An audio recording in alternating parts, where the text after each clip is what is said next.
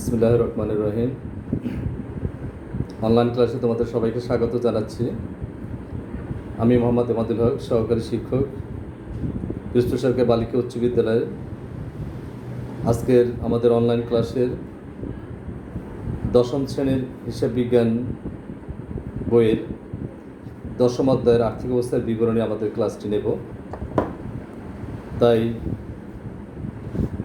দশম শ্রেণীর কমার্সের শিক্ষার্থীদের তোমাদের শিক্ষা উপকরণ নিয়ে টেবিল চেয়ারে বসার জন্য আহ্বান জানাচ্ছি। আমরা আজকের দশম অধ্যায়ের আর্থিক অবস্থার বিবরণীর ক্লাসটি নেব। তাই তোমরা তোমাদের বইয়ের 141 পৃষ্ঠায় চলে যাও। দশম অধ্যায়ে আর্থিক বিবরণী।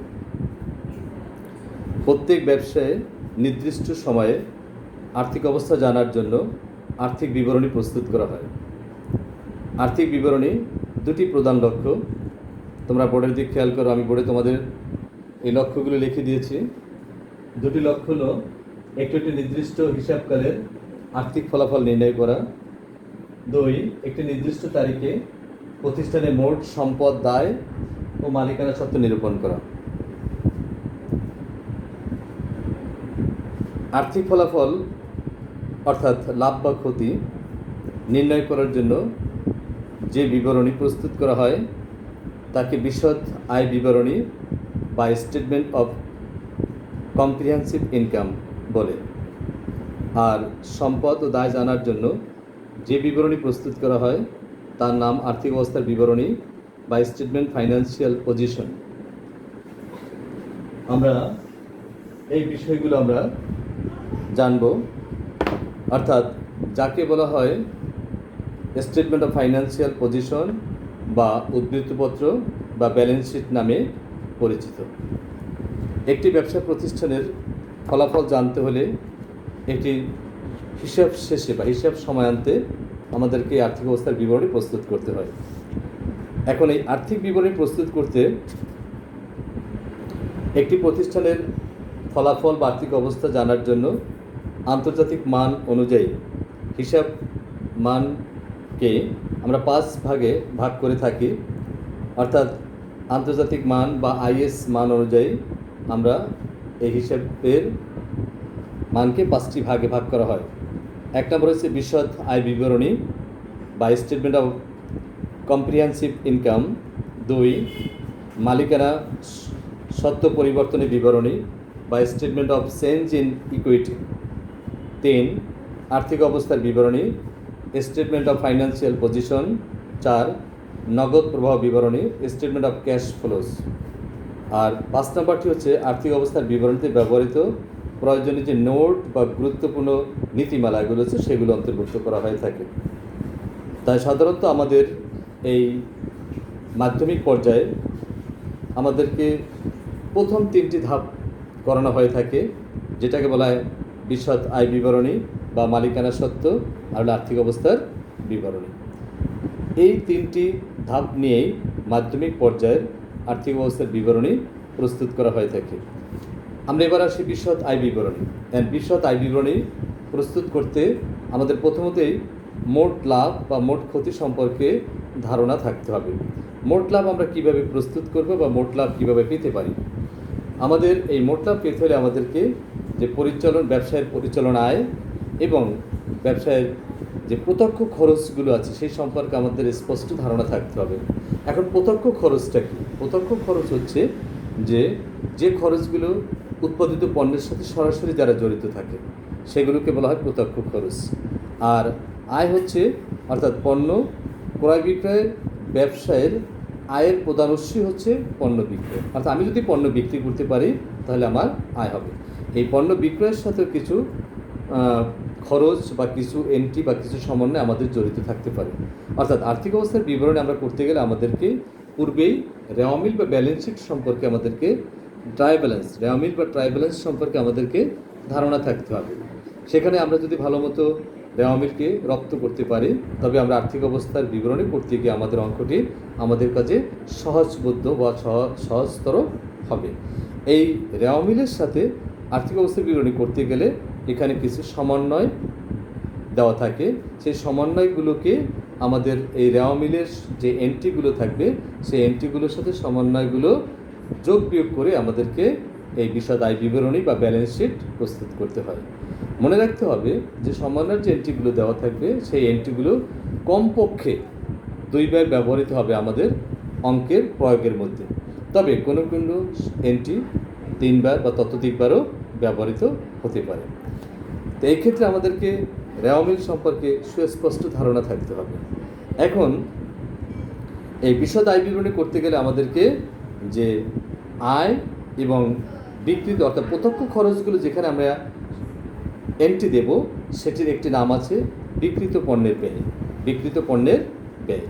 এখন এই বিকৃত পণ্যের ব্যয়ের ভিতরে কোন কোন এন্ট্রিগুলো অন্তর্ভুক্ত হবে আমি বোর্ডে লিখে দিচ্ছি, তোমরা আমার সাথে সাথে তোমাদের খাতায় তুলে নাও এবং বোঝার চেষ্টা করো। দেখো,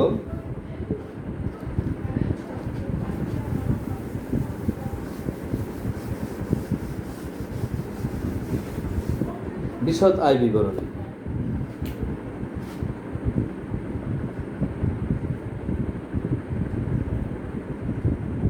আয় বিবরণী আমার সাথে সাথে তোমরা সব তৈরি করো। টাকার উপর 3টে দেবো।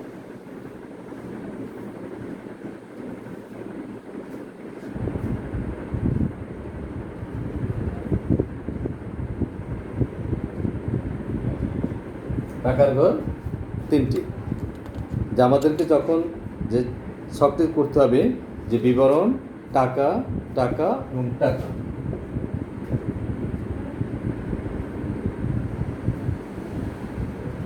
প্রথমে আমরা আসি তাহলে আয়। এখানে বসবে বিক্রয়। বিক্রয় যে সমস্ত এন্ট্রির সাথে যোগ বিয়োগ সমন্বয় যোগ বিয়োগ করতে হবে বা রেওয়া মিলের ভিতরে যদি ওই এন্ট্রি সমন্বিত কোনো কাজ থাকে সেই কাজগুলো আমাদের অঙ্কের ভিতরে প্রয়োগ করতে হলে সেই ক্ষেত্রে আমাদেরকে প্রথম টাকার ঘরে আমরা বসাবো। এই প্রথম টাকার ঘরে যোগ বিয়োগ করার পরে অর্থাৎ নিট যেটা পাবো সেটি দ্বিতীয় বা তৃতীয় টাকার ঘরে আমরা নিয়ে যাব।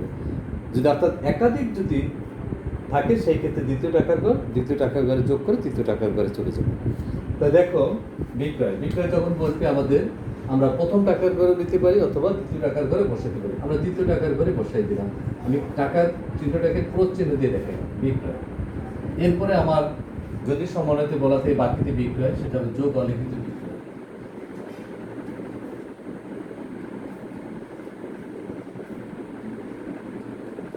এই অলিখিত বিক্রয় যোগ দিয়ে নিচে বসাতে হবে, বিয়োগ দিয়ে বিক্রয় ফেরত।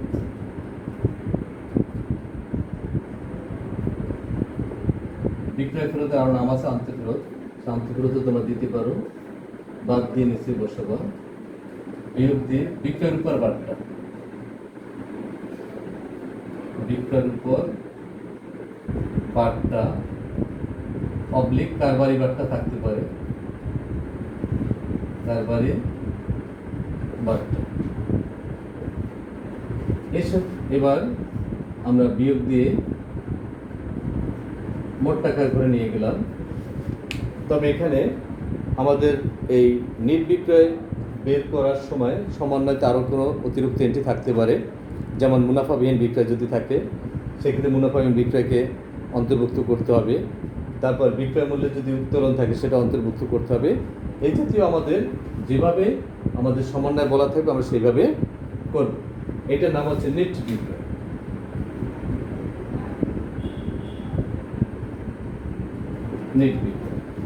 নেট বিক্রয় থেকে বিকৃত পণ্যের ব্যয় বাদ দিতে হবে, মাইনাস বিকৃত পণ্যের ব্যয়। বিকৃত পণ্যের ব্যয়। বিকৃত পণ্যের ব্যয় প্রথমে আসবে প্রারম্ভিক মজুত পণ্য। প্রারম্ভিক মজুত পণ্য এটি তুমি দ্বিতীয় টাকার ঘরে নিয়ে নেবা। এরপরে ক্রয়, প্রথম টাকার ঘরে ক্রয়ের সাথে থাকতে পারে যোগ অলিখিত ক্রয়,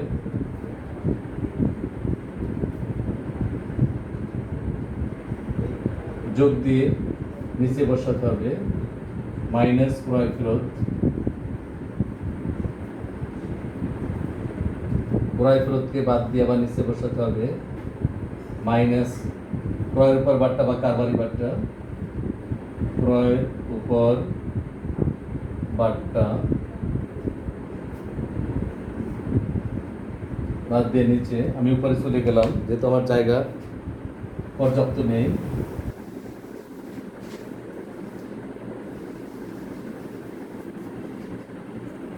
এরপরে এটা আমি উপরে নিয়ে গেলাম মাইনাস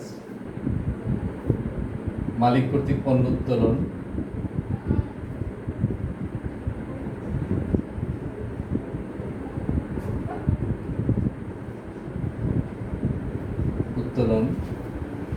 এটা বাদ দিতে হবে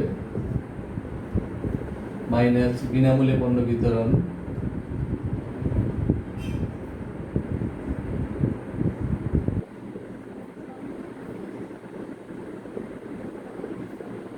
বাদ দেওয়ার পর আমরা দ্বিতীয় টাকার করে চলে যাব। এরপর আমরা আরো প্রত্যক্ষ খরচ নিতে পারি। প্রত্যক্ষ খরচগুলোর মধ্যে আছে মজুরি,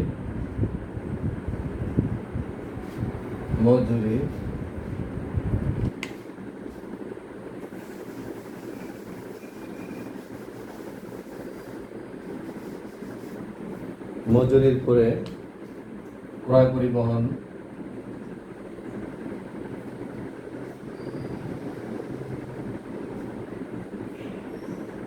আমদানি শুল্ক,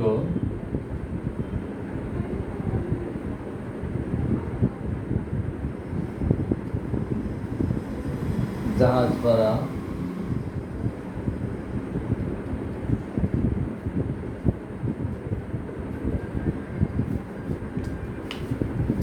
নিতে পারি, ডক চার্জ,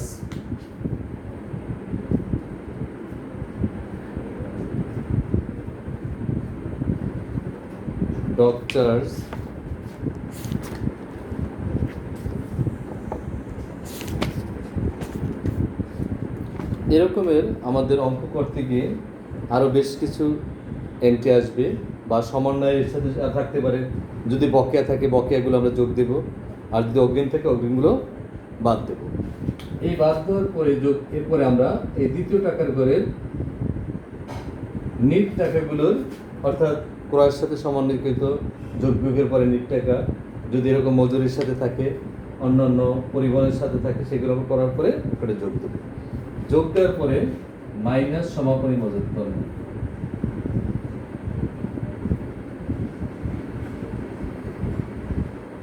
সমাপনী মজুত পণ্যটি বাদ দেব। বাদ দেওয়ার পরে আমরা তৃতীয় টাকার করে চলে যাব, গিয়ে এই যে নিট বিক্রয় পেয়েছিলাম নিট বিক্রয় থেকে এটিকে বাদ দেব।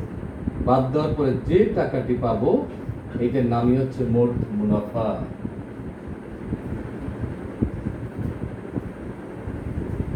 মোট মুনাফা। তাহলে আমরা কি পেলাম? মোট মুনাফা কিভাবে নির্ণয় করব? প্রথমে আমাদের নিট বিক্রয় থেকে আমরা সেখান থেকে বাদ দেব বিক্রিত পণ্যের ব্যয়। এই বিক্রিত পণ্যের ব্যয়ের ভিতরে প্রারম্ভিক মজুত পণ্য এবং প্রত্যক্ষ খরচগুলো আমরা নেওয়ার পর সেখান থেকে সমাপনী মজুত পণ্যটি বাদ দেব। বাদ দেওয়ার পরে যে ফিগারটি পাবো সেটি আমরা নিট বিক্রয় থেকে বাদ দিলে আমরা পেয়ে যাব মোট মুনাফা। এই মোট মুনাফার সাথে আমরা যখনই পরিচালন ব্যয় বাদ দেব, বাদ দেওয়ার পর আমরা পরিচালন মুনাফা পাবো। আর সেই পরিচালন ব্যয় কোনগুলো?